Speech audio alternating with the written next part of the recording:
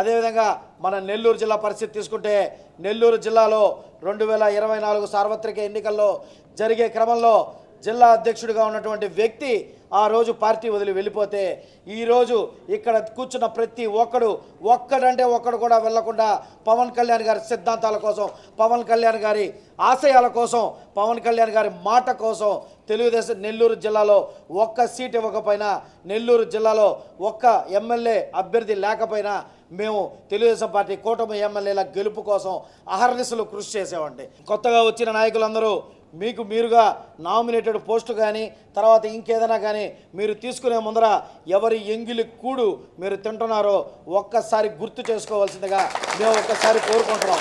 ఎందుకంటే మేము తీసుకుంది మా రక్తం, మా కష్టం, మా వ్యాపారాలు కానీ మా కుటుంబాలు కానీ వదిలేసి మేము పార్టీ కోసం కష్టపడ్డాం.